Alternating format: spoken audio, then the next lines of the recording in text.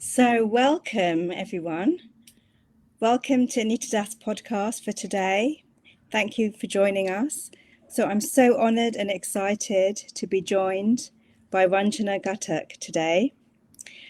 So, Ranjana is an accomplished and talented vocalist and teacher in classical and devotional Indian music. She produced her solo album in 2020 and has performed internationally. She sang at the opening ceremony of the Commonwealth Games in July 2022 and recently performed on BBC Sunday Morning Live. Ranjana has also launched a vocal membership program teaching North Indian vocal music, where you have the opportunity to be part of her community. So today she's here to talk to us about unlocking the power of the voice through singing. So welcome, Anjana. It's so wonderful to have you here today. Thank you. Thank you for having me. So, my first question, I'm sure all viewers will be wanting to know this, is if you could just share a bit more about how your journey started with singing and how you knew this was your path.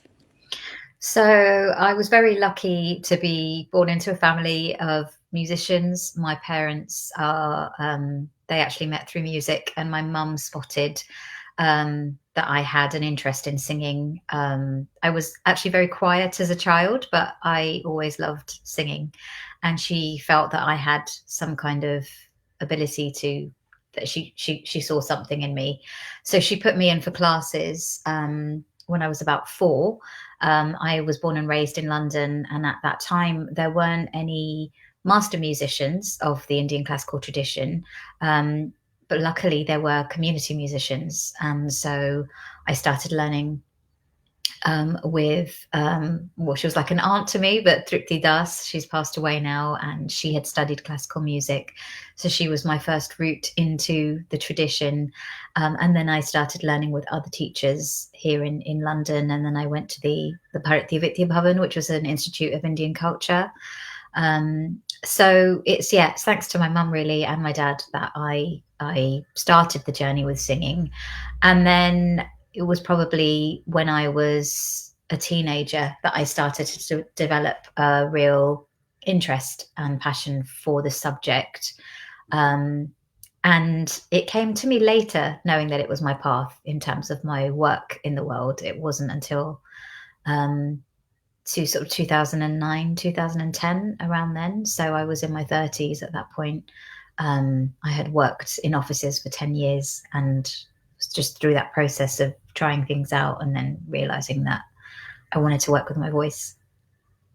That's amazing, really wonderful. So you've had a lot of different teachers that have influenced you in different ways. Mm-hmm. And just on that, who would you say is your greatest inspiration in classical Indian singing?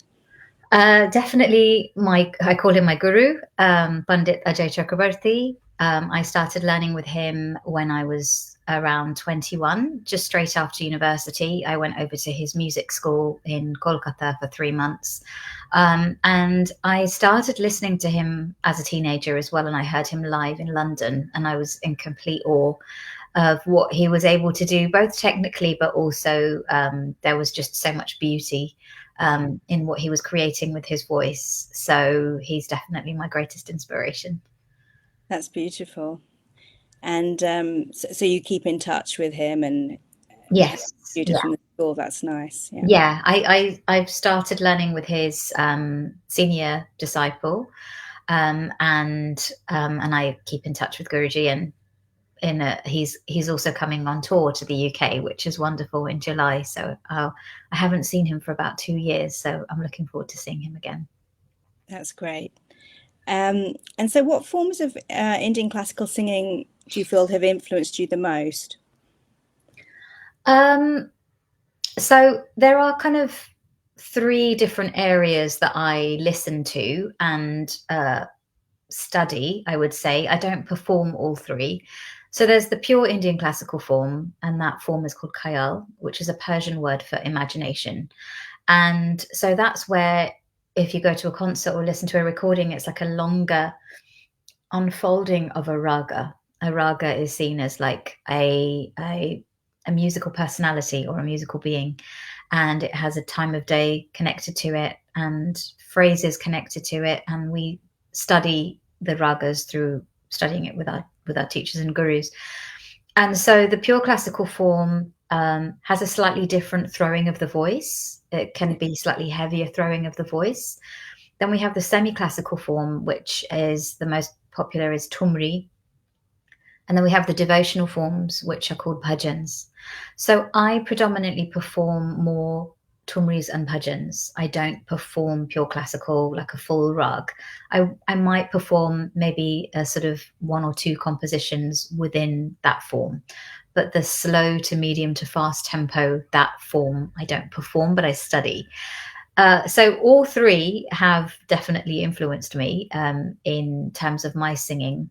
And at the moment, I'm kind of going into a deeper dive of study of the Tumri form and understanding how that works. And there's been some incredible Tumri singers over, the last few decades. So that has also definitely influenced me. It's a very emotional form of singing. The poetry has more focus. And there's exploration of the phrases of the raga as well. There's less rules, I would say, in terms of pure classical music. But the focus is really bringing out the beauty and the emotion of the words. And a lot of them are rooted in the stories of Radha and Krishna, the different love stories. That's beautiful. Yeah, I mean the poetry in itself is so much beauty and depth within that, isn't there? Yeah, Yeah. definitely. Yeah. And I know you've also had some kind of participation in contemporary music. So could you tell us a bit more about how you came into contemporary music and other forms of singing that you do as well? Yeah. So I think it all came from being born and raised here. So obviously I did music at school. I was very lucky with my music teacher. He was actually one of the main reasons why I took Indian music further. He encouraged me to bring my Indian music into the school, and did music GCSE and used Indian music for my composition work and for my performance work.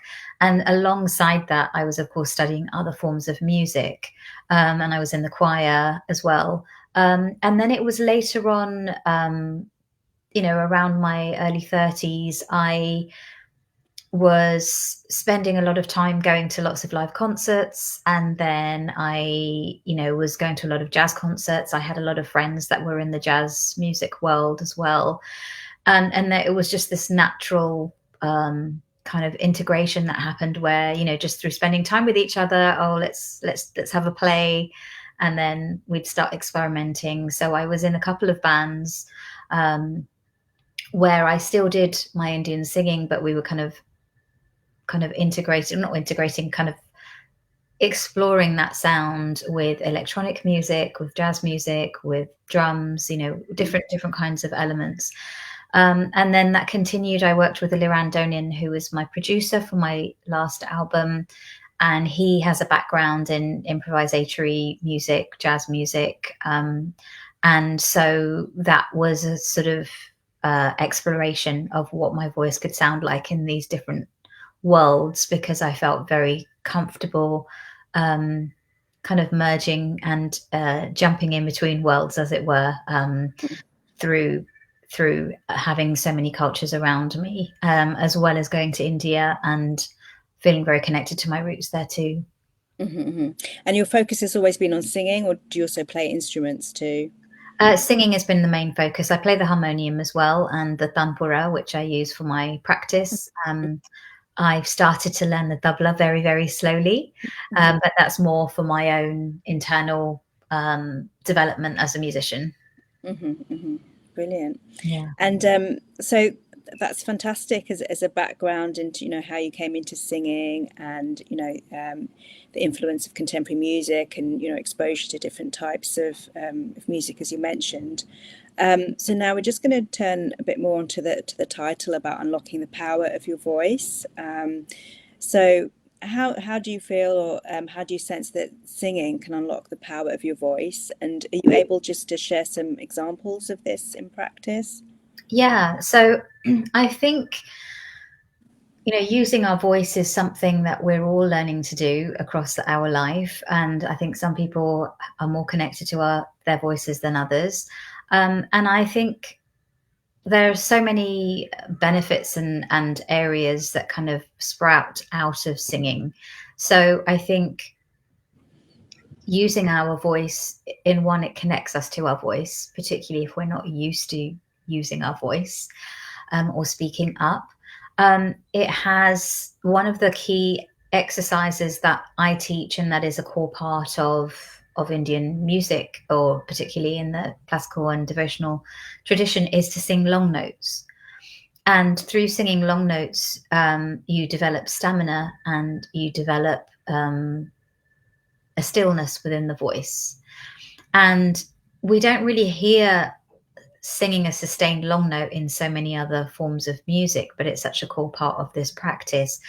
And I find, through doing it myself and through witnessing my students go through this practice as well, that it really develops a sense of calm to the system. It's very kind of, I feel, I'm not an expert on this, but I do feel it's very regulating to be able to do that as well.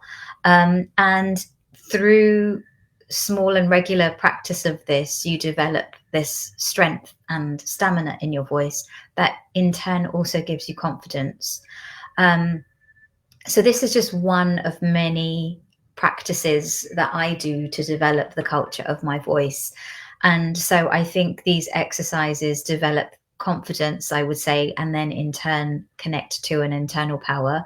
And I think, people can, even if people don't have so much time, doing a few small practices on a regular basis can have a very powerful effect on themselves and in how they feel within themselves as well. It's very nuanced. There's so many elements to it, and it's not just one thing. Of course, working with the voice, there's a lot of internal work that's also required, I think, to be able to feel comfortable using your voice. If you're going to go down the sort of understanding of the voice from a healing angle. Mm-hmm. But in terms of, even just if somebody wants to connect to their creative side, if you take away the other elements but connect to their creativity, particularly if they're in a world or working in a world where they don't have that around their day to day, I think the voice is such a powerful way of doing that. And it's within our body. We don't need to go out to go and work with it. It's something that we can do every day. Yeah, absolutely. So that's amazing, isn't it? It's the one in I think it's a Sufi saying, this instrument, only instrument given by God that we have, we can carry with us always. So, Yeah. and you mentioned the longer sustain, the longer tones. Do you think there's a relationship with the kind of breathing exercises there to help with the voice?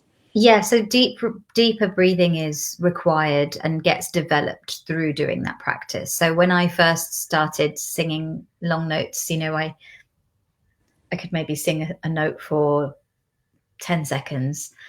Now when I'm in a regular practice, I can maybe sing for 20, 25 seconds. It's longer on the lower notes, of course, than the higher, but it's something that can develop over time. Mm-hmm. Okay, so practice is key, is what I'm hearing. Like a lot of things, isn't Yeah, it? I mean, it could be, of course, in any classical tradition across the world, it can be something that's really, really focused on a lot that people don't always warm to. They might not have a healthy relationship to the word practice. I definitely haven't had a healthy relationship to the word practice, but I've started to find my own a healthier relationship for myself with it, to find a way that works for you. Yeah. Okay. And then just to touch upon another area, just be interested to hear your thoughts on the use of intuition and improvisation in singing. Mm-hmm. I think it's something that comes very naturally to everybody, regardless of what form we sing. I think sometimes I've experienced, when I've been around people who have learnt a form of music in a very fixed way, they sometimes find it difficult to get in touch with their intuitive or improvisatory expression sometimes, and that's a journey as well in itself. In the Indian devotional and classical traditions, improvisation is a part of the expression. And how I've understood it to be is that it's best to understand the form of a composition, understand the raga or understand the melodies really, really well. And once you have that in your system, then the improvisatory expression starts to come naturally because you have a sense of where the voice can move. So it's not necessarily free improv where you can sing any note. There are some forms where we can do that. But in raga music, you're still keeping to a certain set of notes or a certain way, the phrases of the notes, they are moving in a particular way. But through that regular singing of the phrases and listening to the phrases, then you'll start to naturally be able to improvise within those and improvise with the words too. And I think it's a very important part of music in general. And I think the more that we understand the placements of the notes, which is something that I teach and that I study myself through, again, exercises of just really knowing the placements of the notes, the more that we have that in the system, I find that it becomes easier to improvise and connect to our intuition because we have we have a sense of where our voice is moving.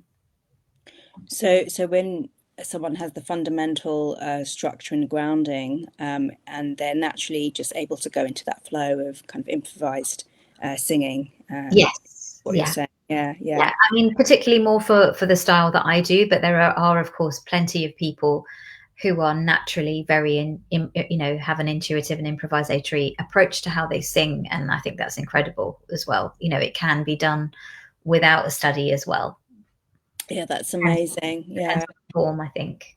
Yeah, I asked that because I teach sound healing with the voice practitioner courses, and there we very much focus on kind of the intention and the frequency, intention behind the frequency that we're giving for healing, and there is kind of a sense of intuition. So it's really interesting to hear kind of a bit more about the improvisation. So thank you.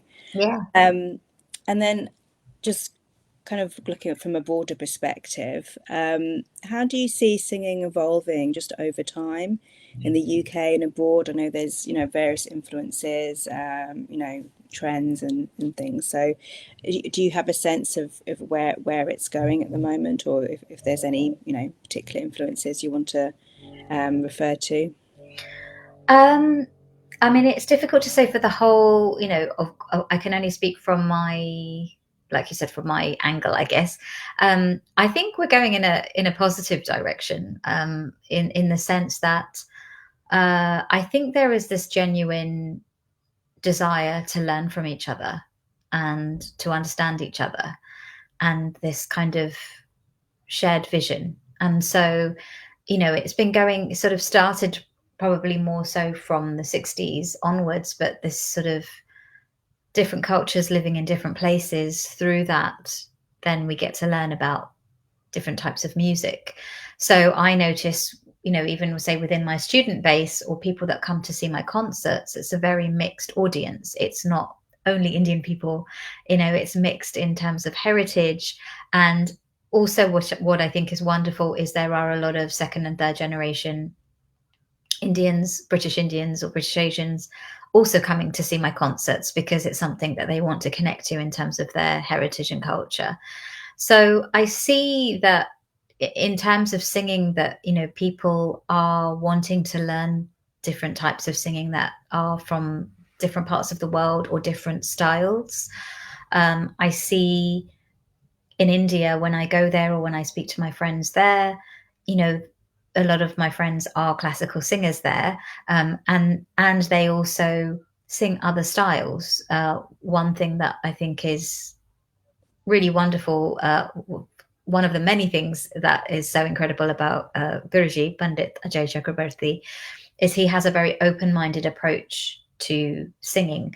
So he sings the pure classical form as well as devotional, Bengali, these other forms of Indian music. And he encourages his students to do that too, as long as it's at a good standard. You know, he keeps the standards very high for his students in a good way.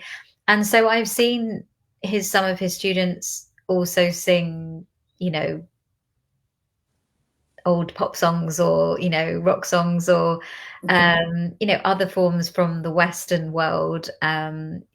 So I think that's a wonderful thing. It doesn't necessarily mean that you have to perform everything, but just to have that open-minded approach to what we do sing. And you know, I've taken part in courses and creative leadership courses and things over here in the UK, and through that you get to learn so many different styles, and improvise and connect your voice in different ways. And I think having that approach is very supportive to the world that we live in, particularly in the world we live in. I think we need to have more of that approach of holding hands rather than being separate. And at the same time, there is also, I think, which goes across time, this desire to go into a deeper form of study, whatever form that it is that you're doing. So I think it's both. I think there are people that are really going into a lot of depth with what they're studying, and at the same time, I also see a lot of people branching out and opening up their worlds to different forms, which I think hopefully will have a cumulative and positive effect on the world around us. So obviously you have the focus of people coming for you know, concerts or performances where, you know, where the focus is singing, but there's also where it's as an accompaniment, so maybe singing alongside, associated with dancing, or maybe other instruments, you know, just kind of different combinations. What are your thoughts on that? Is that something that you also do or interested in? As in singing as accompaniment, you mean? Yeah. I have done a lot of dance projects. I've always loved to dance. I never studied it myself. Well, that's a lie. I did do ballet for many years, from like the age of 4 to 14. So it was actually quite a long time that I studied ballet. And I did actually really enjoy it. So I have accompanied for Odissi dance, which is a temple dance from India, very, very beautiful. And I have done some accompaniment with Ghatak. I haven't done so much recently. I think I've been more interested in studying the forms that I mentioned earlier and expressing that. So, but there's definitely so much to learn from doing both. Yeah, no, absolutely. Yeah, no, that's interesting. Mhm. Um, okay, so we'll just move on now, just to discuss a bit more about the benefits. What do you see as the main benefits of singing, for individuals, for groups of people, and also just the wider community kind of coming together and singing? You know, also creating a sense of harmony. In those kind of three categories, what do you sense are the main benefits that people can get from either, you know, coming to it without having any former, you know, training, and just starting the process, starting their journey in singing?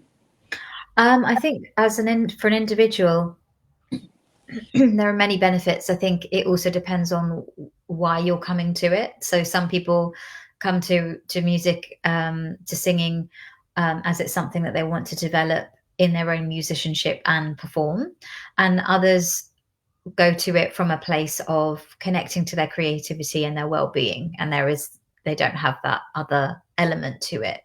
I think when you know, some of the many benefits I find with my singing, is a sense of well-being, definitely, a sense of peace. There is definitely a lot of frustration that comes with it too, because when you're studying anything, I think it would be wrong for me not to talk about that side too. But I think that comes with anything that we're learning in depth. But through those frustrations, we unlock a deeper capacity for growth. And of course, through the practice, as an individual, we're connecting to our voice, we're developing our voice, we're strengthening our voice. And so that can have many different effects in terms of our confidence, how we just literally walk through the world, just standing up and walking. We're connecting to our body in that way, when connecting to our voice. I think that has a very powerful impact. I do think it's important for people that are singing regularly to look after their bodies. That's something I didn't do for a long time, and that's something that I'm learning to do more now. And I see that when I do go to the gym and move my body, I feel much more in my body when I'm singing, because singing has this quality that can just kind of keep you going upwards. So we need to be very grounded in our body when we are singing as well. That's very important. And I think as groups, there's a sense of community, of, it's so powerful when we hear a group of people singing together and also singing in a group. Whenever I run classes in person, it's so much more powerful than, of course, doing them online, because we can hear each other, and having a collection of voices coming together has such an impact. And then, group singing can also happen in the form of workshops, or, at public events, those kinds of things. I think if there was more group singing, we would live in a more peaceful world, that's for sure. And yeah, I just think it has such a healing effect and such a powerful effect that I think, yeah, just more singing projects around the world and the wider community, like you mentioned, would be a really wonderful thing. I experienced a little bit of that in Scotland about 10 years ago. I was part of a project called Big Big Sing, and I was asked to compose a raga inspired piece. So just to quickly mention again what a raga is, if people aren't aware. So the word raga means that which colors the mind.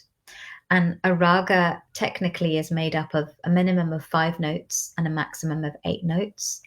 And it's essentially, it's like a musical personality. That's how I've been taught to think of them. And so we get to learn them through understanding phrases. So we sing maybe 8 or 9 key phrases of a rag to really get a sense of what it sounds like. And then through that, we learn compositions within that particular rag, and we improvise within it. And so I was asked to write a piece for choir that was based on a raga. So I wrote a piece for 2 parts. And the idea was that anyone could sing it from any background, that you didn't need to have an Indian music background to be able to sing it. So what was wonderful is then I saw this large choir sing this composition, and they felt so happy singing it, and then I went and led workshops around the UK to large groups of people, and there was just such an openness to sing it, and I could see through all of the different pieces that everybody was singing from around the world, that there was such a positive effect. So I think, group singing is a really wonderful thing. So it really kind of bringing people together, isn't it, in harmony with that kind of one voice, and building community really through your voice, isn't it? Yeah. So that's really amazing.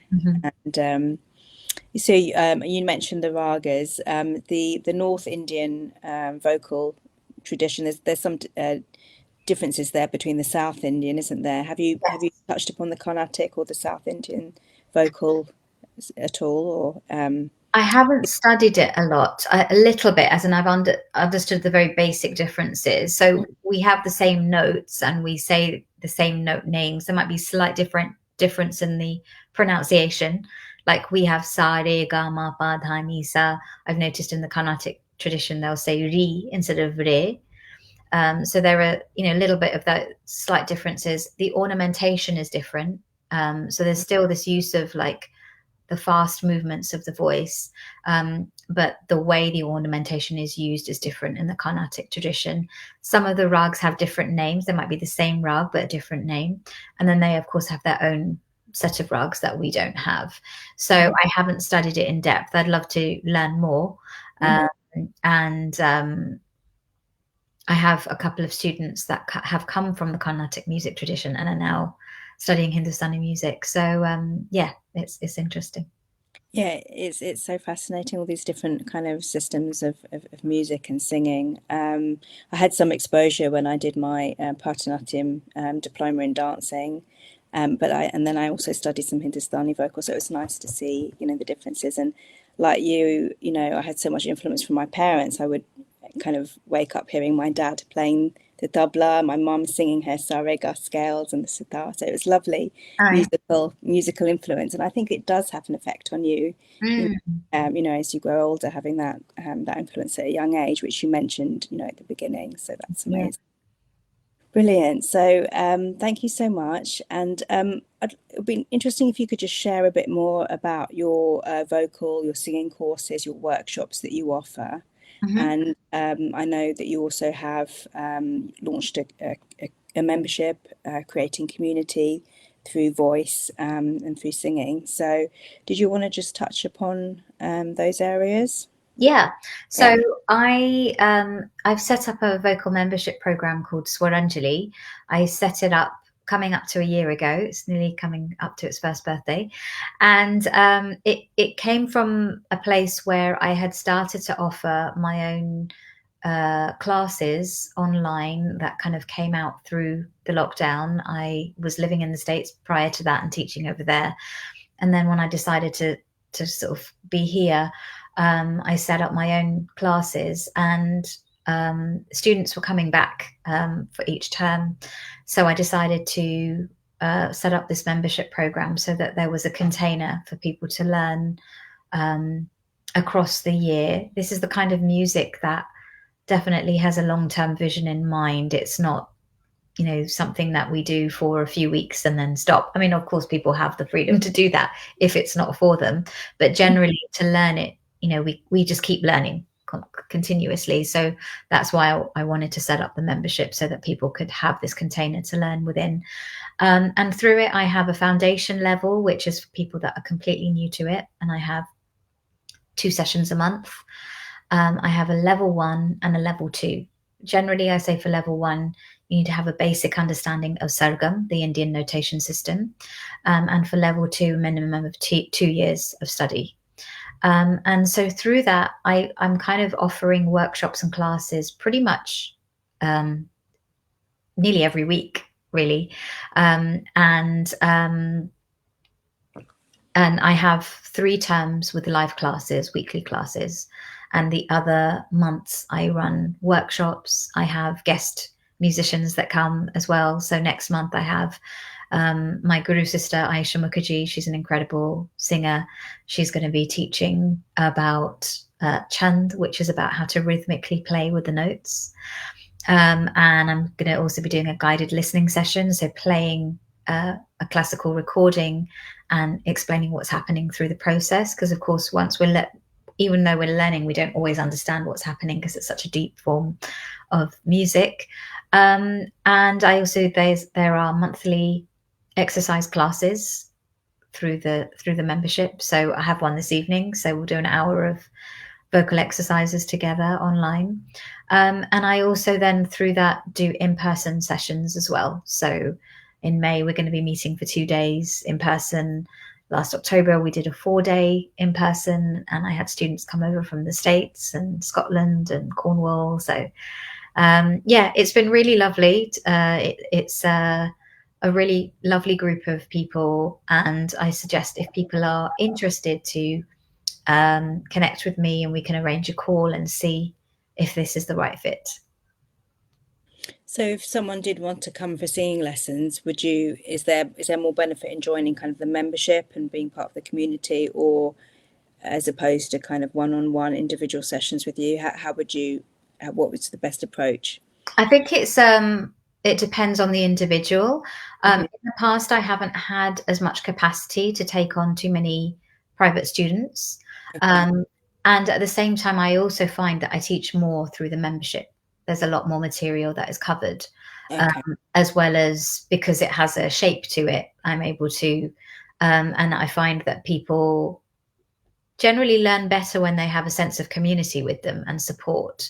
So, what has started to happen now is students are messaging each other, they're spending time with each other, they're checking in on each other. And that makes such a huge difference in the learning journey. That's something that I have really struggled with myself, because I, have generally had my classes over in India for the last 20 years. So if I've not been able to go every year to keep that momentum and that motivation going by myself, you don't have all those musicians around you, can be challenging. So that's something that I feel very excited about with this membership, is that people are genuinely really connecting well with each other. And I think that's bringing a lot more enthusiasm to the learning process. And then I do have a few handful of slots available for private sessions as well. And sometimes people come with a specific project in mind or something in mind. I've had people that are recording an album, or they're working on a particular piece of repertoire, or somebody that wanted to understand the movements better, ornamentation better, and just wanted to focus on that. We did 4 sessions on that. So yeah, it depends on the individual. And just one last question on the membership. If someone, are there any kind of prerequisites to join? Do you need any kind of experience or training in vocal, or is it just open to anyone and everyone, even if they don't have any prior training? Yeah, so for the foundation level, that's the one where you don't have to have had prior training. I'm actually running an intro workshop on the 29th of March. It's in the morning. It's a Saturday morning, and it's online. For that, nobody, no prior experience is needed.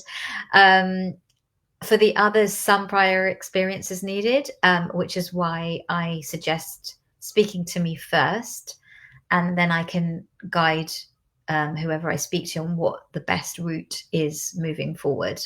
And I am planning on having some pre-recorded courses available soon as well. That sounds wonderful. And are there any other kind of collaborations or projects that you're working on that you'd like to mention today? Yeah, so I have 2 performance projects that I'm working on. One is a solo project, which is based on tumris and devotional compositions, and that's with esraj, which is a bowed stringed instrument similar to a sarangi. It was very popular in Bengal. I discovered that my grand uncle used to play it and sing as well. So the esraj, the tabla, harmonium, and the harp. And I also discovered that the harp was also played in India. Um, yeah, as an ancient instrument, but I don't know why it stopped being played.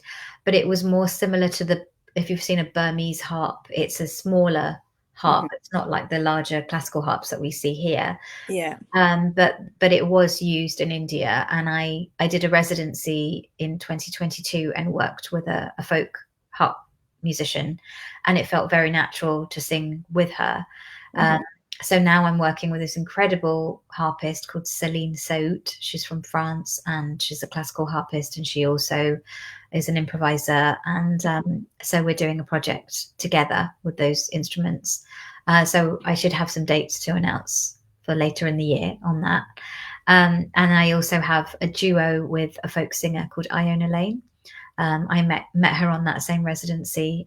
We have an EP out, and we're starting to perform more together. So yeah. Amazing. I've seen there's a lot of interest now in kind of harp music, and I also have used harp for my gong sound bath meditations, and I've come across Burmese harp, and it's such a beautiful sounds that that come from the harp. Yeah, Yeah. definitely. And so is there anything else that you want to mention in terms of projects, or those are the key focus for the moment? I think those are the main ones. I think in terms of if anyone's interested in learning, then come to the workshop on the 29th. That would be a good one to come to. Okay. So we will be putting details of how you can get in touch with Ranjana and all her links, accompanying the video. So we're coming kind of towards the end of our time together. Is there, what would you say is your key message that you'd like to leave with our viewers today? I would say that if you're curious to sing more and connect with your voice, then do it. That's my main message, really. I think to just really harness the power of music in general through listening to more music and connecting with your voice or learning an instrument, you know, whichever one feels the most natural to you. I think we live in a time of so much distraction and so much noise, social media, TV, all of the things that I've been attempting to spend less time on. And I think creating more space for something creative and using your hands or using your voice can just have such a powerful effect on ourselves and in turn the world around us. Absolutely. And you mentioned connecting with, our voice. What is the best way that you recommend people to do that? It can be simply like on a very, very simple level, just start singing along to things. You know, if you're listening to something on the radio or if there's a song you like, just start with singing along to something and see how that feels. And then if there's a style or if there's something that you're interested in or drawn to, then, you know, you can then look at, of course, going for having lessons or, you know, joining a choir. You know, there's so many different ways that we can connect with our voice in a way that feels meaningful to us. Mm-hmm. And maybe perhaps if people, aren't open to singing, maybe they can try humming. I know there's a lot of, sometimes, I do it when I'm not even aware that I'm doing it, humming, and it's kind of bringing us in a state of harmony and balance. So, would you recommend that too for those? Yeah, definitely. Humming's great. Yeah. Any way of just, you know, regularly connecting with the voice, I think is a really good thing. Yeah, so it's a kind of authentic expression of ourselves, isn't it, really? Yes. Within our sound, it's almost our sound, our sonic energetic signature of who we are. And the first thing that we came in was with our voice. So so to connect in that way, as Ranjana was saying, would be really, really good idea, really useful for everybody. Yeah. Okay, so thank you so much. Is there anything else that you wish to say? No, I think that's it. Thank you for having me, and it's lovely to speak to you and your audience. No, thank you for coming. And would actually would absolutely love it if you could perhaps end just with sharing a snippet of your favorite song. And before we do so, I'll just share that when I first heard Ranjana sing, I was absolutely speechless. It's beautiful voice, angelic voice coming, and it really, really did take my breath away. So, wow, when was that? Oh, it's a long time ago, but I've been listening since. So, Wow. just on that, I know you've produced your solo album. Do you have any thoughts for releasing any more? Yes, so I will be releasing material for both of those new projects that I mentioned. Okay. Yeah. Okay. Yeah. So we just stay tuned. Stay tuned, yeah. I mean, the album that I released in 2020, I didn't produce that. That was produced by Liran Donin. And then since then, two other EPs have been released. One is a EP with a composer in Los Angeles called Juhi Bansal, and that's called Women's Stories. Her Stories, and that was influenced by hearing women's stories. And we also asked the community to share stories of prominent women in their life. So that was a response to that. And then the EP with Iona Lane called Cove, that was released the summer of 23. Mm-hmm. So I will have new material coming out soon. Okay.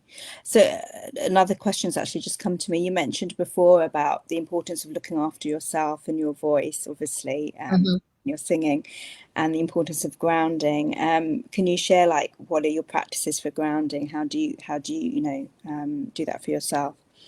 I think simple things like just making sure that I go for a walk in the day.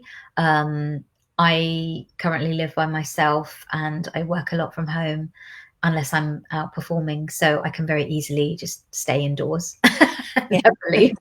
So just going for walks, and I've joined the gym as well, so that's made a huge difference in just being able to sit for longer when I actually practice as well. My body feels like it has the strength to do that. So because it requires strength to just sit, you know. Yeah. So I remember hearing gamers would, you know, work out a lot because they need to sit for so many hours a day. So it's the same thing with musicians. So Yeah, and it is much easier to go out for walks in nature when, you know, when it's the sun shining outside. And I yeah, know people have like grounding mats and all different approaches and practices, but there's nothing like just going for a walk in the park, yeah, connecting with the trees, and so that's wonderful. So we're just sharing kind of other important practices that go along with the voice. yeah. Brilliant. Okay, so are you happy just to share? Yeah. You don't need like an instrument. You're happy with what you have available. I'm using I just have a tanpura on my phone, like a drone. Okay, So I'll sing a short a shanti mantra, a peace prayer. brilliant. I mean, and we've still got time. We've got so I'll just let you come to your natural end Mhm. before we close. Okay, Okay. thank you.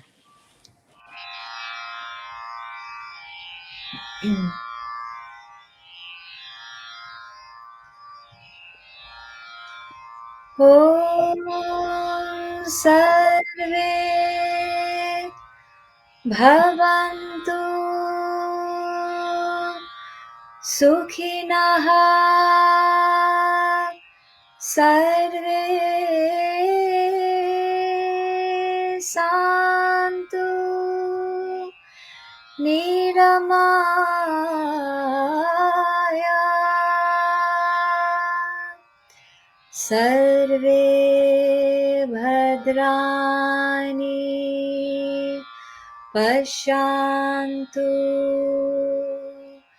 मा कश्चित् दुःखभाग् भवेत्। ॐ शान्तिः ॐ शान्तिः ॐ शान्ति।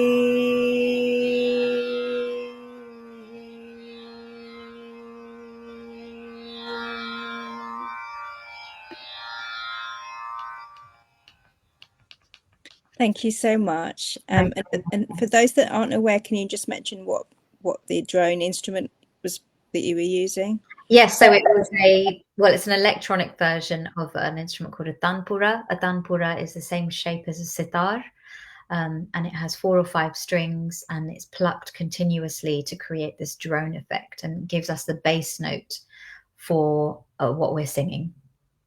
Beautiful. That was so lovely. Thank you. Really, really lovely. Thank you so much. And it was just singing from the heart. It's just so beautiful to hear your voice. And I'd like to thank you for coming and sharing your time with us today and talking about your projects and the work. I'd also like to thank you for all that you do. Just acknowledge and appreciate everything that you're putting out there. It's just so amazing, and also the collaborations that you have, just bringing it out in different ways, in different forms, so that's amazing. So thank you so much for all of that. And I'd like to also thank the viewers, whether you're tuning in live or whether you're watching the replay. This video will be available across my platforms, Facebook, YouTube, and also as a podcast on my website. And we ask that you, if you enjoyed this session, to subscribe or to follow across both of our platforms, Facebook, Instagram, and YouTube, and where you can find out more.